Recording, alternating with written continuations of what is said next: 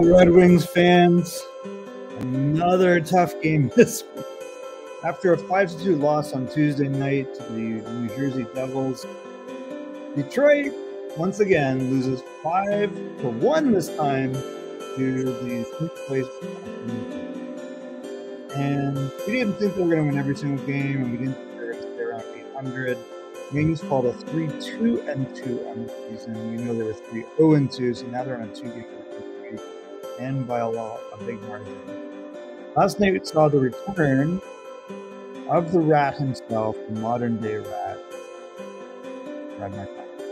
And Brad Marchand powered the Boston Bruins to victory in no uncertainty.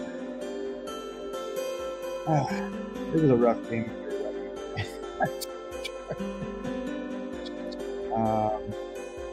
Not much to report in this, really, if we're being honest. The first period was close. So last night we saw a couple of things. One, Oscar Sundqvist was not in the lineup. We know we're already missing DELANEY, already missing Tyler Bertuzzi, not getting production out of Lucas Raymond, or Phillips. He's looking like more and more he is the modern day Yurko.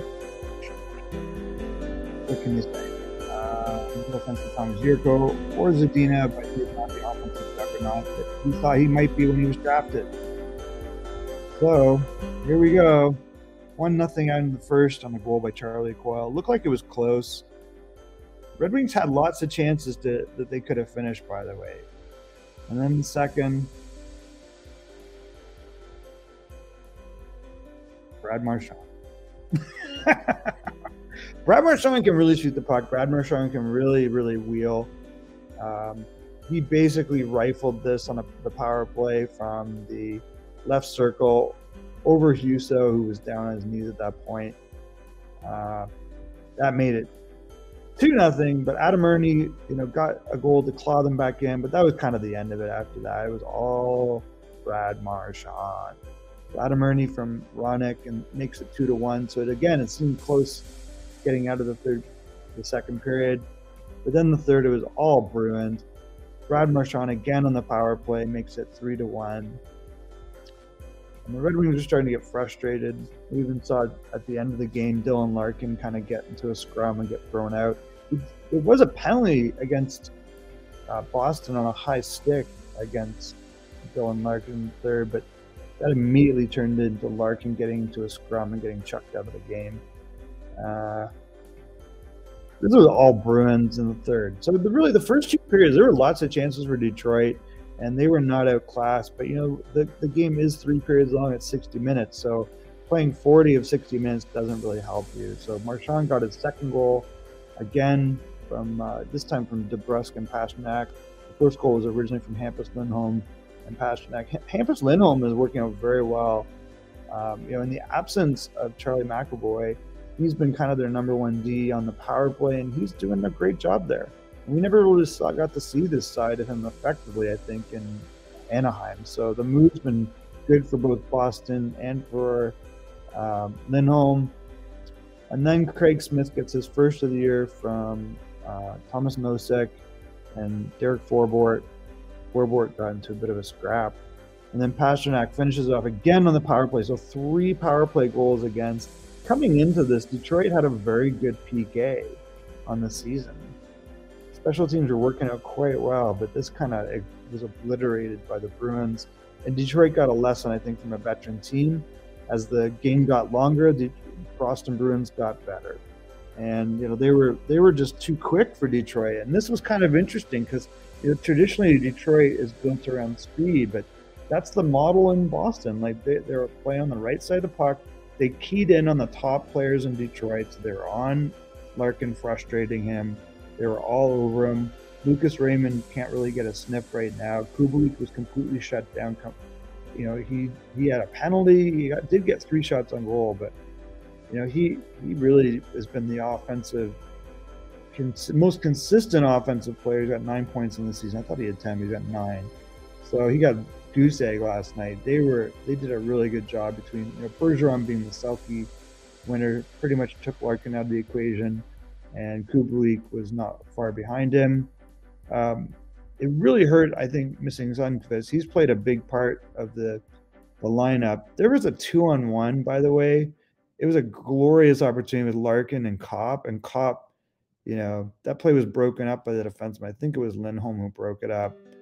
And it was just a very uncreative play, telegraph pass by Andrew Kopp, who had, it was clear he had no intention of shooting it. He continues to have rust. Missing training camp was not great for him. I don't think he's normally a creative player, frankly. He does a lot of other stuff that the coach likes, like his details to the game, as Coach Lulone says. But, he's a pretty expensive third or fourth line player, and right now he looks like a third or fourth line player. So Bergeron had a really, a solid night, but again, this was all about Brad Marchand. Bergeron gets an assist on the Pasternak goal. Pasternak's 6th goal of the season already, guys. So he's so talented, such a fun player to watch. It's sad that he's on Boston. And Hampus Lindholm got another assist on that goal. So not much else to say. I mean, Billy Husso, sub 900, but really he did pretty well up until, the first 2 periods. It was just that third that kind of blew things apart. Not much you can do here, not much exciting to report. The next matchup on Saturday is Detroit versus the Minnesota Wild. The Minnesota Wild are slowly turning things around. While Detroit's on a 2-game losing streak, Minnesota's on a 2-game winning streak, including a win last night over Ottawa. I believe that was a 3-2 game. And let's just take a quick look here. No, 4-2, I apologize. So Minnesota winning 4-2 over Ottawa. It was a good game for Marc-Andre Fleury, which is not great news for Detroit entering into tomorrow. Marc-Andre Fleury had a .931 save percentage. He did face 29 shots, so it's not like he didn't have any work. In the end, the Brincat wasn't enough, but he got his 2nd of the year for them. Zuccarello continues to be just like a revelation to me. Like, this guy's not a young guy, and he's just fit in so well in Minnesota. He got his 5th goal, so that's not good news for Detroit. Kaprizov got his 5th goal and got his 5th assist, so now Kaprizov has 10 points on the season. Ryan Hartman got on the board with his 1st goal of the season from Eriksson Ek. So they've mixed up those lines a little bit to try to find some chemistry, and it's worked out. And Hartman also got an assist last night. So goal and assist for Ryan Hartman. He's got 4 points on the season. This is not great news for Detroit, as they're missing key offensive pieces. We see David Perron kind of isn't going to be game in, game out, consistent offensive contributor necessarily.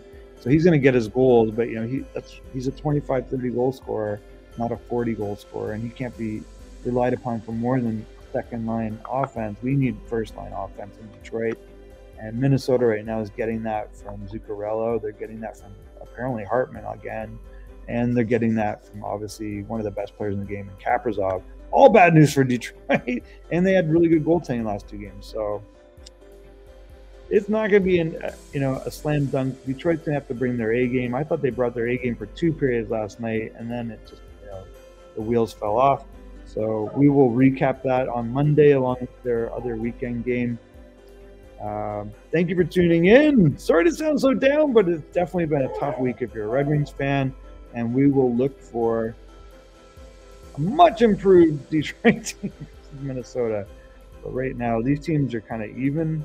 But honestly, like, Minnesota's going up and Detroit's kind of falling down, so it's going to be interesting to see. All right, Hockey Nation Live fans, thank you for tuning in. There were a lot of other scores last night. Tune into the morning show or the show later on for a recap. And if you have any questions or comments, please leave them below. We look forward to seeing you at Hockey Nation Live tonight.